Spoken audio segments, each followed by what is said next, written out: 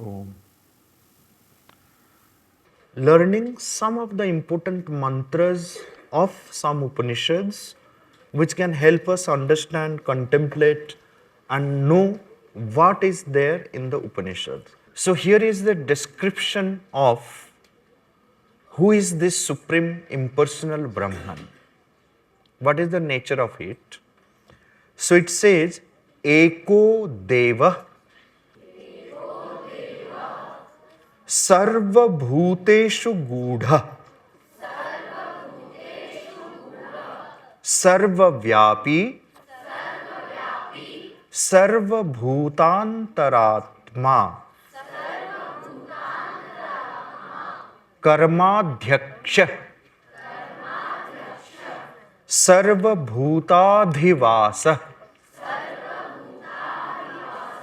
Sakshi Cheta Kevalo Nirgunascha.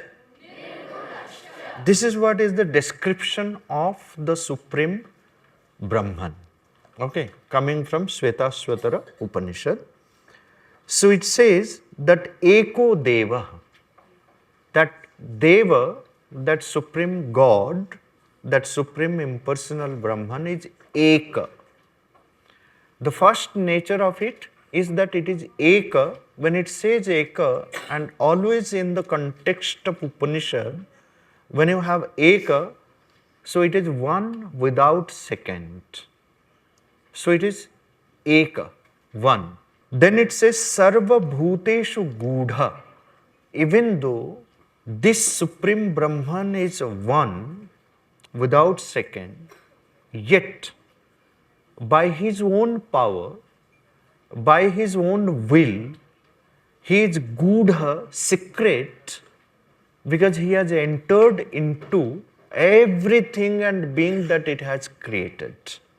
So it is secretly residing, dwelling in everything and being. Sarva Bhuteshu Gudha. So Eko Deva Sarva Bhuteshu Gudha. Secretly dwelling in Sarva Bhuta, in all beings.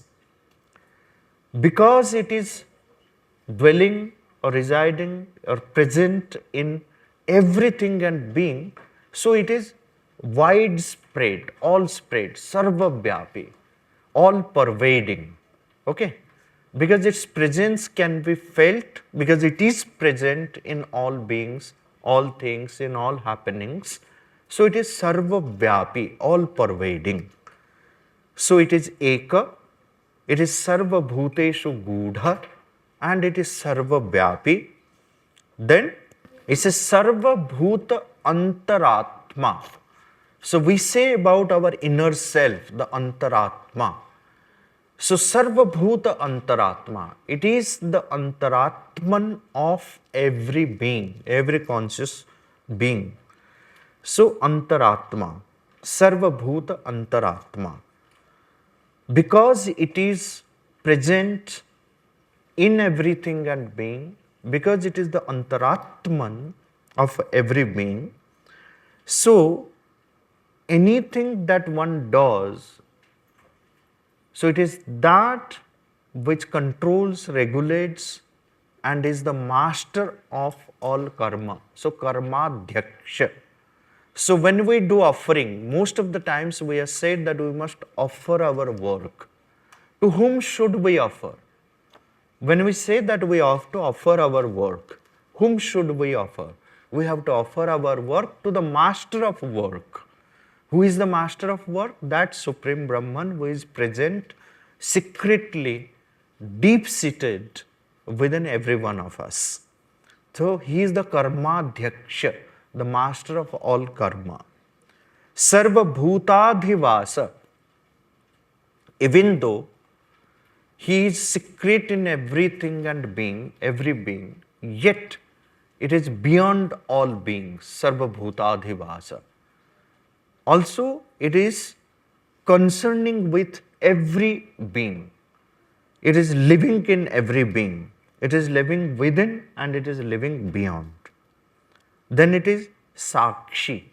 Sakshi means, like we say, that just close your eyes and observe what's happening within yourself like a witness. So the Paramatma, the Parabrahma is seated, secretly seated in every being in the form of a Sakshi, witness. It's witnessing everything that is happening. You may say that, okay, no one is seeing me, I can do this work. But there is a secret camera which sees everything. That is why it is said karma adhyaksha. Adhyaksha means whose eyes are on everything. Adhyaksha, on everything, whose eyes are on everything. He knows what is happening and he is the witness of everything. And Cheta, it is the consciousness within every one of us. Like if we become aware of everything, it is that awareness itself is that Supreme Brahman, Cheta. Kevala. Kevala means it's alone. It doesn't need the support of anyone else for its own existence. So that is what is meant by Kevala. So when we need the support of anything else for our own existence, then we are not Kevala. We need support, because without support we can't. But Supreme Brahman is someone who doesn't need the support of anyone. He is alone. He can stand alone, he can sit alone, he can eat alone, he can exist alone without any support. And nirgunascha. And at the same time, it is devoid of all gunas, all virtues, all properties. Okay. So at the same time, even though it has all the gunas within itself, yet it has the power to remain in its nirguna form. It can become the nirguna, it can become the saguna. So both the forms it is so powerful that it can remain alone and then it can also remain in everything and being. So that is what is the meaning of the mantra. Eko Deva Sarva Bhuteshu Gudha Sarva Vyapi Sarvabhutantaratma Karmadhyaksha Sarvabhutadhivasa Sakshi Cheta Kevalo Nirgunascha Eko Deva Sarvabhuteshu Gudha Sarvavyapi Sarvabhutantaratma Karmadhyaksha Sarvabhutadhivasa Sakshi Cheta Kevalo Nirgunascha. Okay. So now listen to me once. And every mantra has to be chanted with Om. Om is the primordial sound.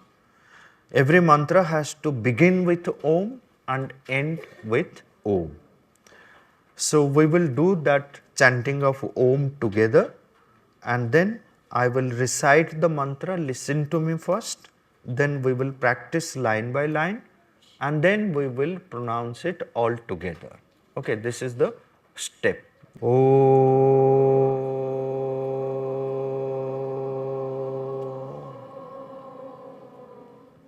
Eko Deva Sarvabhuteshu Gudha Sarvavyapi Sarvabhutantaratma Karmadhyaksha Sarvabhutadhivasa Sakshi Cheta Kevalo Nirgunascha. Om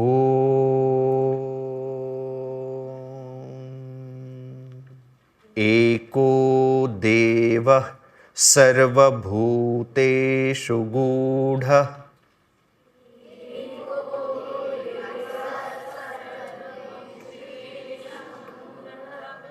सर्वव्यापी सर्वभूतान्तरात्मा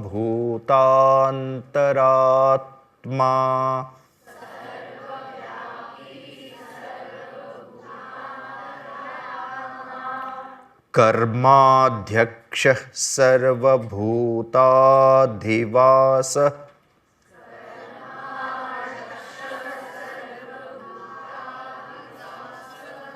साक्षी चेता केवलो निर्गुणश्च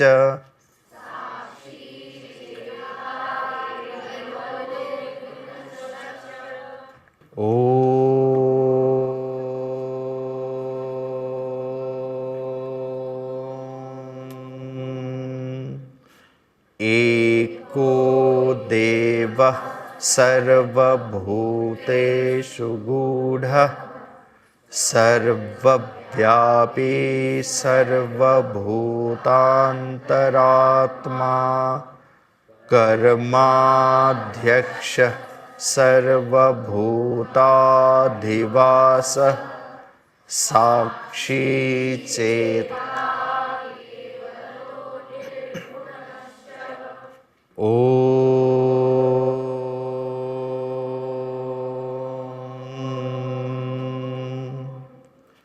एको देवः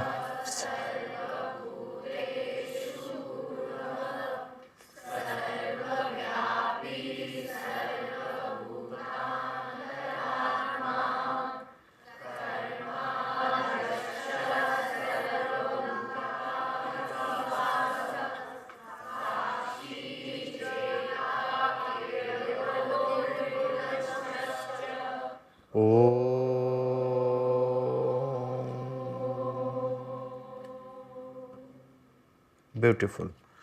Okay. So we will take up one more. First mantra is Agnir Yatheiko Bhuvanam Pravishto Rupam Rupam Pratirupo Babhuva Ekas Tatha Sarva Bhutantaratma Rupam Rupam Pratirupo Babhuva. So it means Agni. Yatha Ek Agni. That one single spark, the flame, which has entered into the bhuvana, entered into everything and being, bhuvanam pravishta, rupam rupam pratirupo bhavuva. So it created more images of itself. Okay. The same way, ekas tatha sarva bhutantaratma, that Brahman alone, eka, Sarva Bhutantaratma, by being present, by entering into every being, Sarva Bhuta, by being as the Antaratman in every being, Rupam Rupam Pratirupo Babhuva has taken many forms, and these forms are not other than that Supreme. So he himself has become many forms. He has divided himself, fragmented himself into many forms. Okay, these forms are also his forms. So that's what is the meaning. So let's repeat. Agnir yatheiko bhuvanam pravishto rupam rupam pratirupo babhuva ekas तथा सर्वभूतान्तरात्मा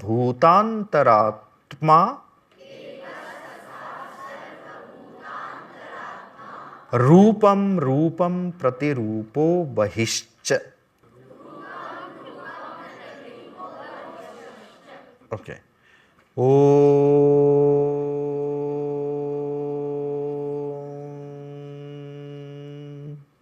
अग्नेर्यथैको भुवनं प्रविष्टो रूपं रूपं प्रतिरूपो बभूव एकस्तथा सर्वभूतान्तरात्मा रूपं रूपं प्रतिरूपो बहिश्च. Line by line. अग्नेर्यथैको भुवनं प्रविष्टो pravishto.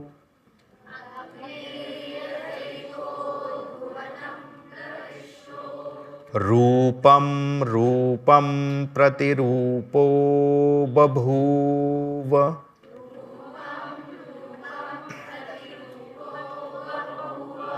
Ekasthatha sarvabhutantaratma.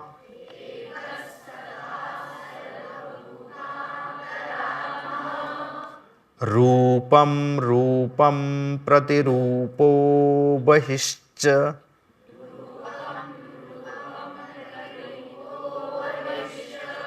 Okay, let's do all together with Om.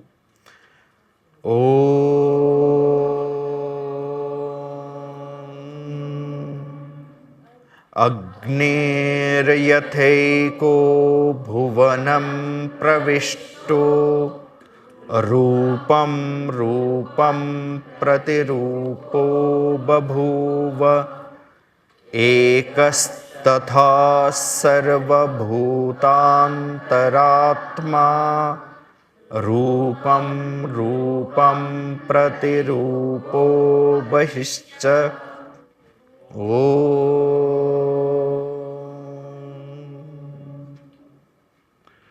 So we'll go for the next mantra.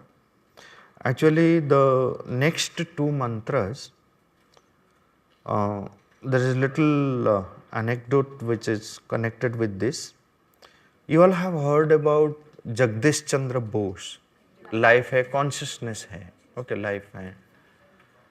So, when he actually experienced it, at that stage, like he got it, like the state of eureka, like, okay, this is the final result. So he remembered these two verses from Kathopanishads. He remembered these two verses from Kathopanishad. What do these two verses say? Our life's purpose, ultimate purpose, is to attain to not little happiness, but Shashvatam Sukham, eternal happiness. Shashwati Shanti, eternal peace. Is it possible? Has anyone achieved that? How has one achieved that? So you will find the description here. So it says, and the meanings you can see, if you look at all these mantras, there is a repetition like that God resides in everything, He is all pervading, all potential.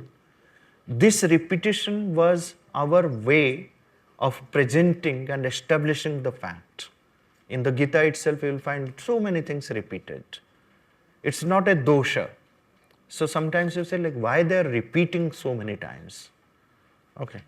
This repetition of again and again was to establish the truth, realized truth. So here also it says, Eko Vashi Sarva Bhutantaratma Ekam Rupam Bahuda Yah Karoti Tam Atmastham Yenu Pashyanti Dhira Tam Atmastham Yenu Pashyanti Dhira Tesham Sukham Shashvatam Netaresham. So it says that Supreme Brahman who is at the source of everything, because of whom the creation happens, the creation is sustained, the creation also will merge into that. So that is alone, that is one without second, Eko. Vashi. Vashi means the one who has everything under his control. Sarva Bhutantaratma, that he is present in as Antaratman in every being. Ekam Rupam Bahudha Yah Karoti, the one who multiplies that one form of itself into many forms. Okay. Ekam Rupam Bahudha Yah Karoti.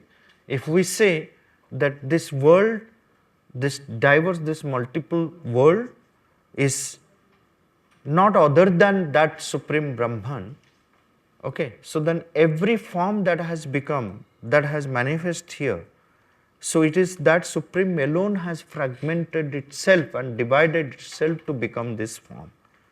And he has that power to multiply his own form into infinite forms. Then it says, Tam Atmastham Yenu Pashyanti Dhira. Where is it to be seen? Where is it to be heard? Where is it to be found? Tam Atmastham Yenu Pashyanti Dhira. Those dhiras, wise people, those who are steadfast, those who have that settled consciousness in themselves, they see that Eka, see that Brahman within themselves. Tam Atmastham Yenu Pashyanti Dhira. All those who discover that Supreme Brahman within themselves, Tesham Sukham Shashvatam. The Shashvata Sukha, the eternal happiness, belongs only to them. Netaresham. It doesn't belong to anyone other than this. So, Eko Vashi Sarva Bhutantaratma Ekam Rupam Bahudha Yah Karoti Tam Atmastham Yenu Pashyanti Dhira Tesham Sukham Shashvatam Netaresham. This line again is repeated in the next verse also, the last line. So that is why we will take up the next verse and then recite it together after learning about the meanings. Then it says, Nityo Anityanam Chetanas Chetananam Eko Bahunam Yo Vidadhati Kamam Tam Atmastham Yenu Pashyanti Dhirah Tesham Shanti Sashvati Netaresham. So what it says? Anitya. All that is anitya. All that is impermanent. All that is fickle. All that is, mobile. All that is perishable. Anitya. So there is the nitya present in all the anityas. So he is the nitya in the anitya. Chetanas Chetananam, and all those who are Chetana, so he is the consciousness of all those who are conscious or all that is conscious. So he is the consciousness of the consciousness. Chetanas Chetananam. Eko Bahunam Yo Vidadhati Kamam. So Eko Bahunam. So among the Bahu, he is that oneness, that unity in the diversity. Eko Bahunam Yo Vidadhati Kaman, who is responsible, who holds, who is responsible for all our kama, all our desires. Tamatmastham Yenu Pashyanti Dhira.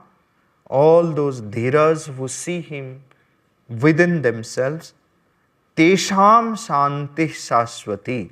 So to them belong this Shashvati Shanti, this eternal peace. Netaresham, not for others.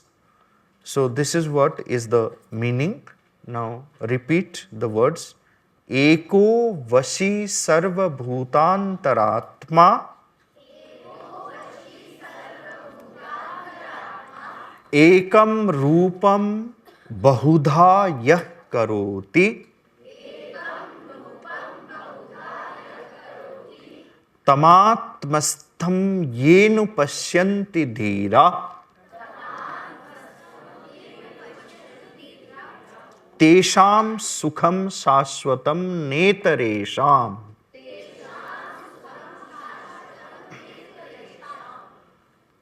Nityo Anityanam Chetanas Chetananam Eko Bahunam Yo Vidadhati Kaman Tamatmastham Yenu Pashyanti Dhira Tesham Shanti Shashwati netaresham. Okay, so now listen to me once, these two mantras, then we will do line by line and once all together. Om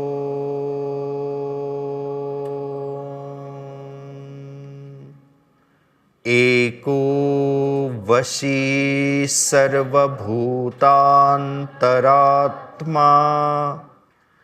एकं रूपं बहुधा यः करोति तमात्मस्थं येनुपश्यन्ति धीराः तेषां सुखं शाश्वतं नेतरेषाम्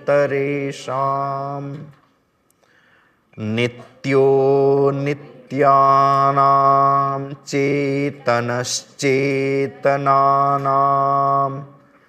एको बहूनां यो विदधाति कामान् तमात्मस्थं येनुपश्यन्ति धीराः तेषां शान्तिः शाश्वती नेतरेषाम्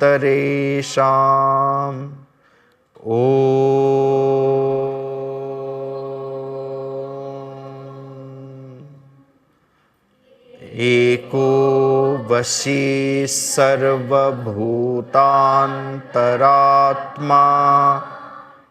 एकं रूपं बहुधा यः करोति तमात्मस्थं येनुपश्यन्ति धीराः तेषां सुखं शाश्वतं नेतरेषाम्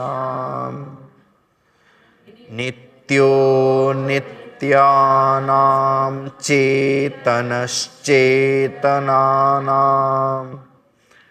एको बहूनां यो विदधाति कामान् तमात्मस्थं येनुपश्यन्ति धीराः तेषां शान्तिः शाश्वती नेतरेषाम्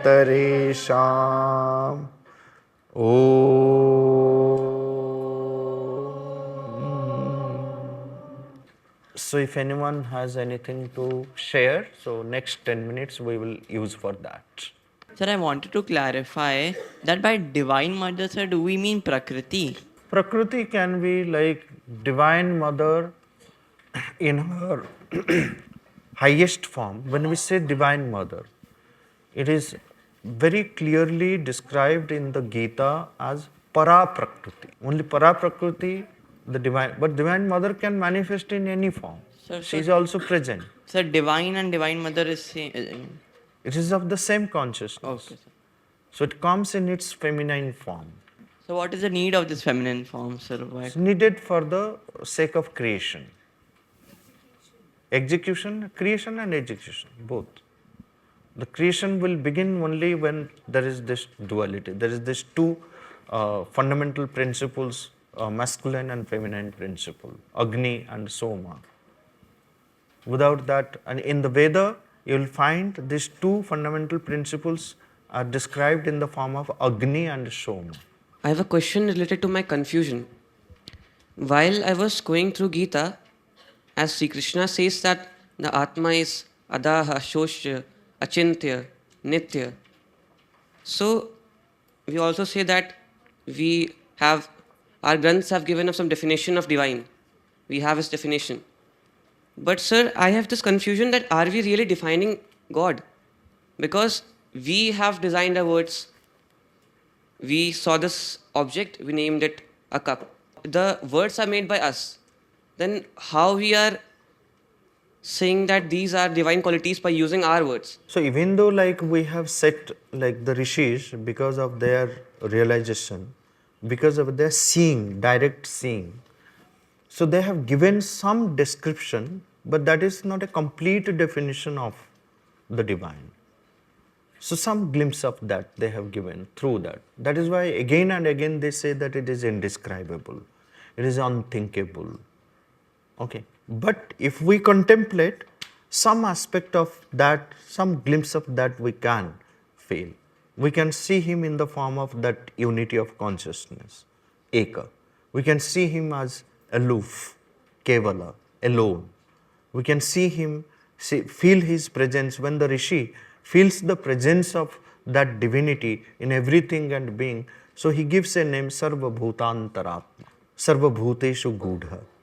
When he feels that, like something, like every action, anything that happens here is controlled by someone, so he calls him as a Vashi. These are all epithets, not the names. And these epithets are based on the realizations. Okay. But in a true sense, it cannot be described. It's so vast. Whatever description, definition you give, it falls short. What I understood from it, I'm sharing it, that we are not defining God here. We say that our life is sorrowful. So we are saying that God is different from you. So we are naming it as He is joyful, He is blissful. We say that we take birth and we die. So we call Him immortal. So we are just saying that we are different from God. Whatever we are imperfect. We are not defining God. We are just saying in whatever state you are, He is totally different from you. We say that we do work, but we are not able to do that with perfection. So we call Him perfect. So that we try to bring that perfection in our life. So is that correct? But we are not different from God. We are God. That's what we are again and again making, understanding from the texts. We are God. We are not different from God. Okay. Not only that, what I am and what lies outside me, okay, is also not other than me.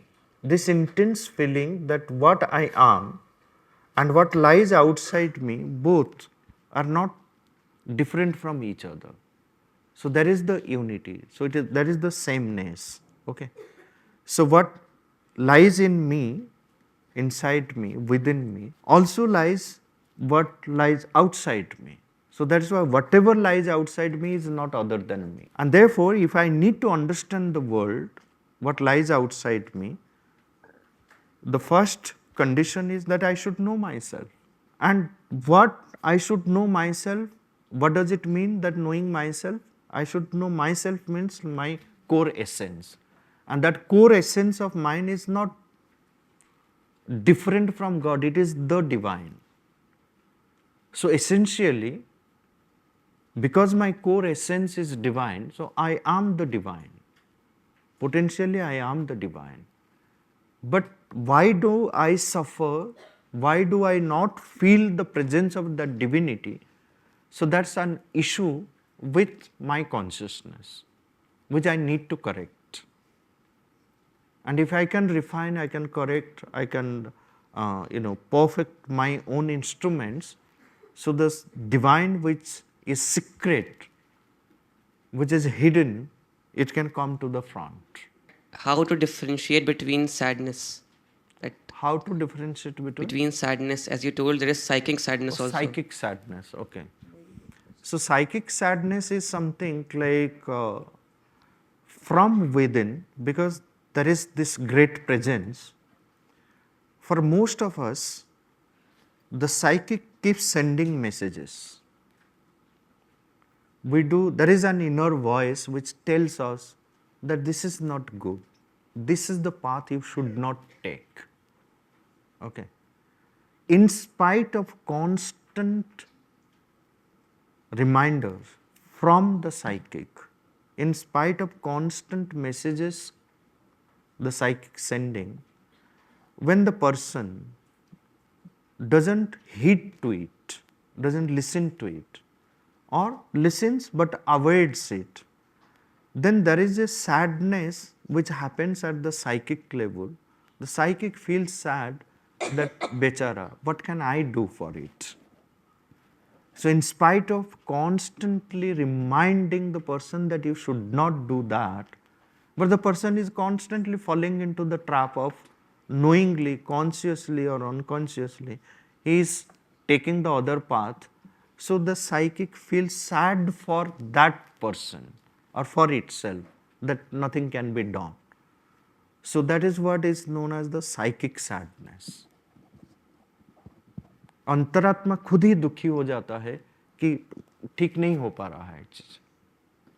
Is it, can I ask, is it possible that there is psychic sadness also when there is effort being done from the outer, but still the Psychic doesn't feel oneness, sad in that sense. when there is no effort in spite of the messages, then there is a sadness in the psychic. The अंतरात्मा चाहता है कुछ, पर वो अंतरात्मा के पुकार को ट्रांसलेट नहीं किया जा रहा है, then अंतरात्मा दुखी हो जाता है. So sometimes it happens that, like if the psychic doesn't find that body or that environment suitable, it decides even to leave and then take a different body. जैसे ना आप कहानी सुना होगा कि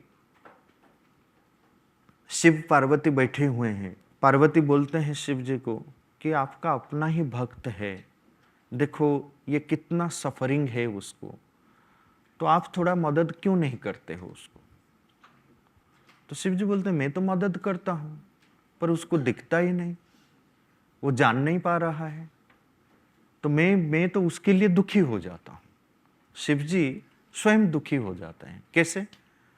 तो पार्वती जी बोले ऐसा कैसे है? तो बोले समझाइए मुझे. तो शिव जी उनको समझा रहे हैं कि चलो अभी दिखाता हूं. तो रास्ते में वो कुछ बहुत धन रत्न लेके, मतलब पैसा लेके वो डाल देते हैं उसके सामने.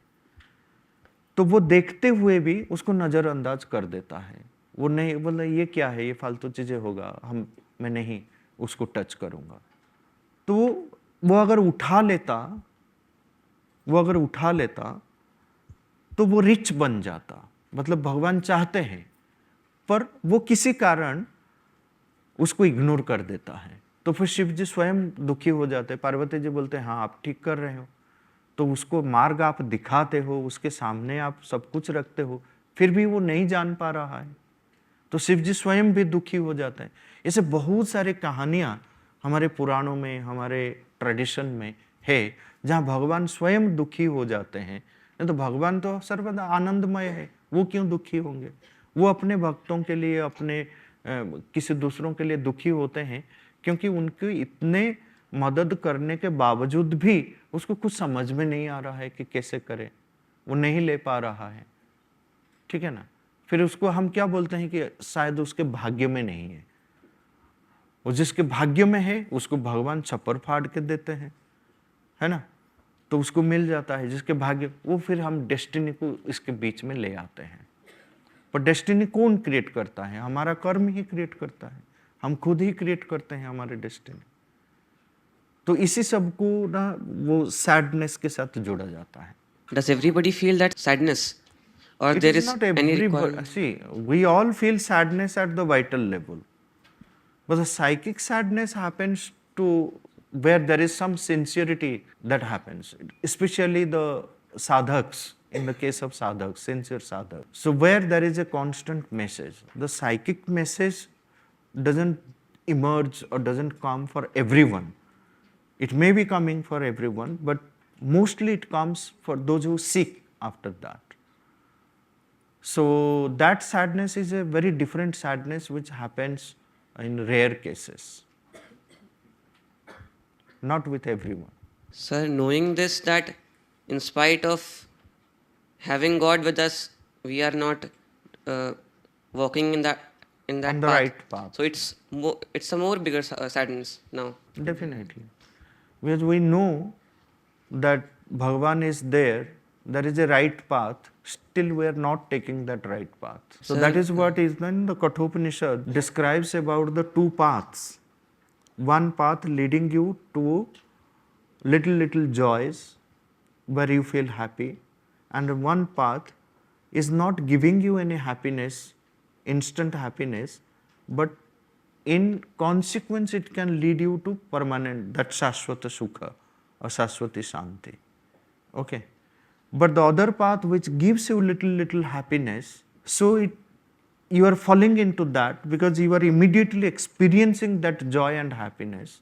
But parinama, the consequence it says, is poison.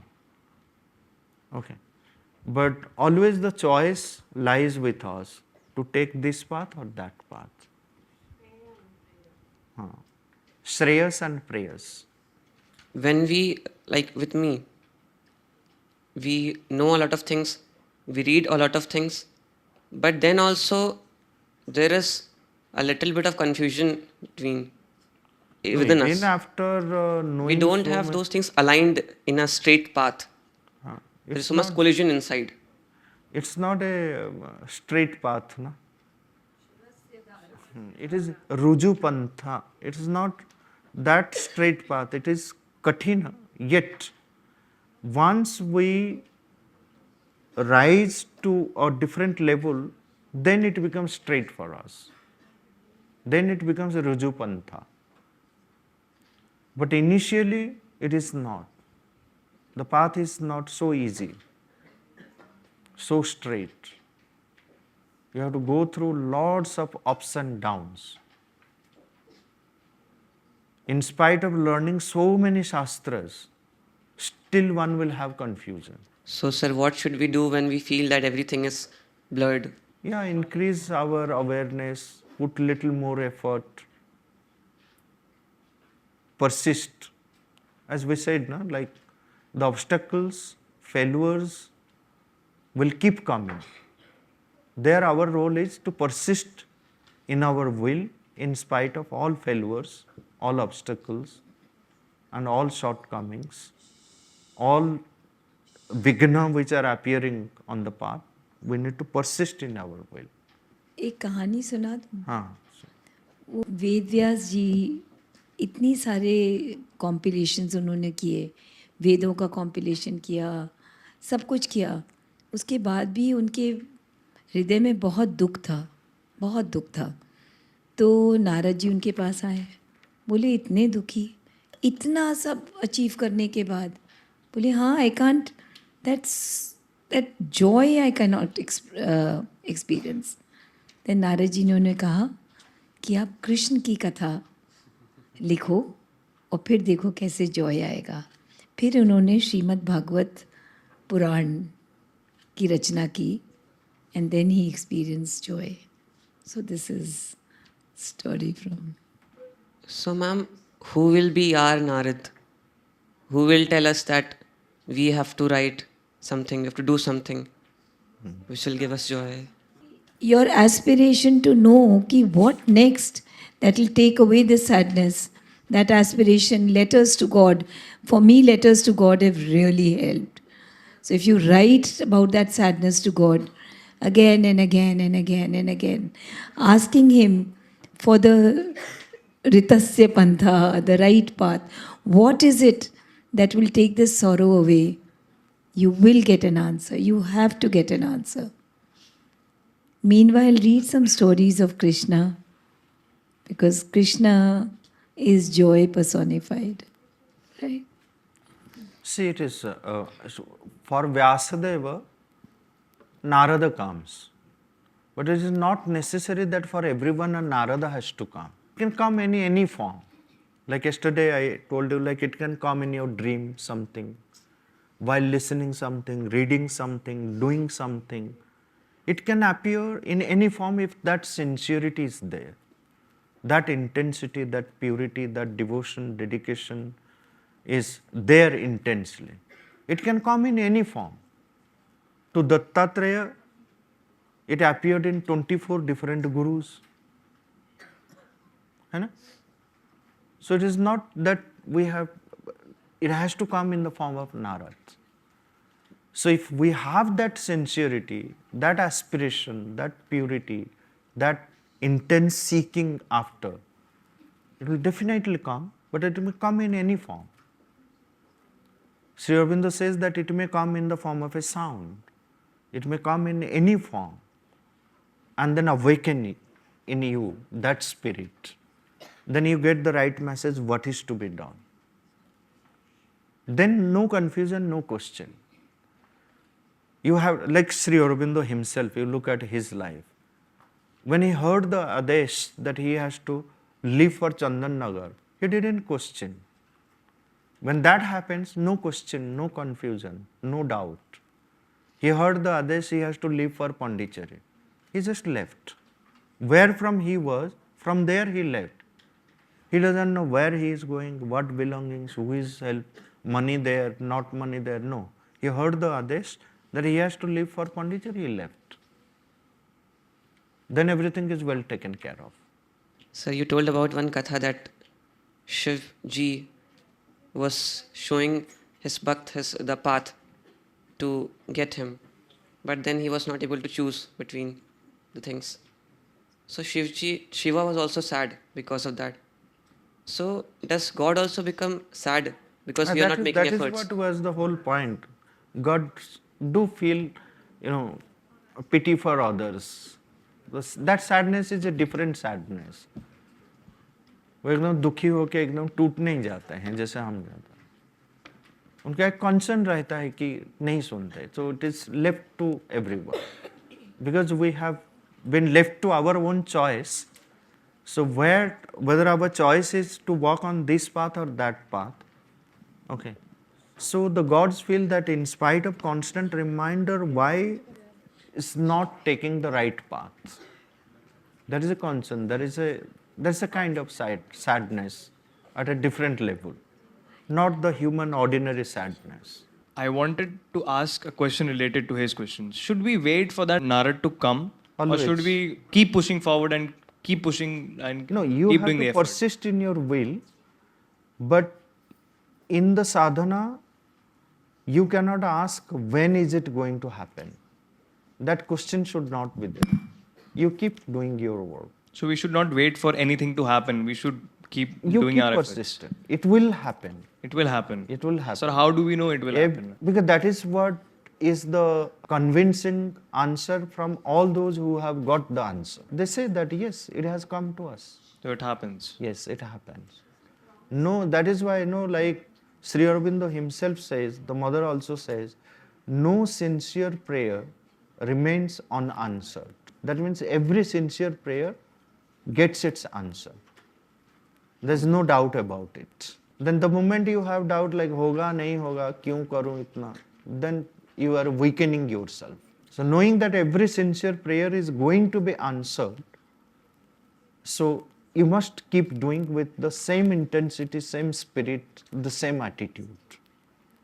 Then only when it is going to happen, you don't know.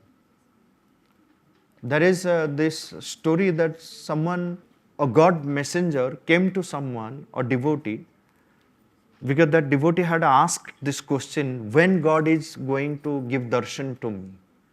So that messenger came, say Narad came, and then told him that, like you have one tamarind tree in your ashram.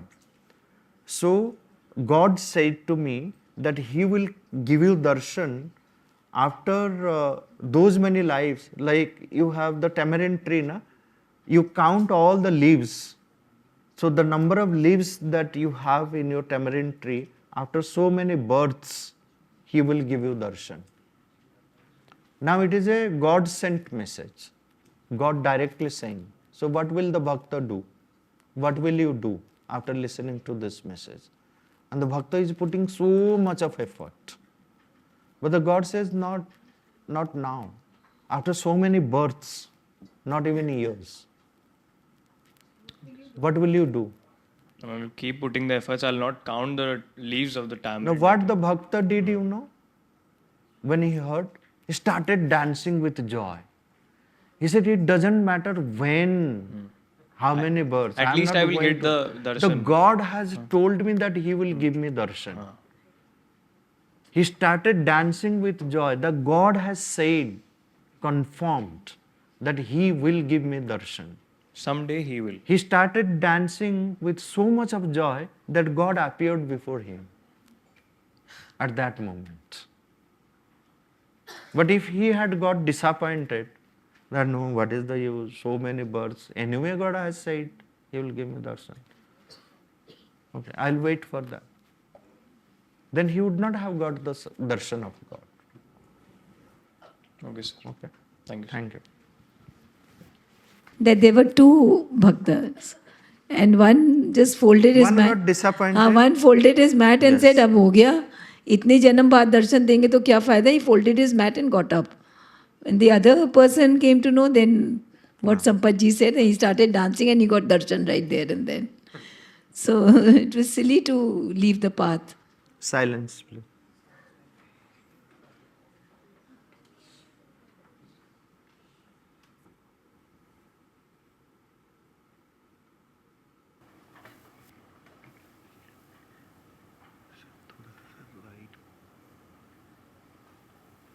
Om.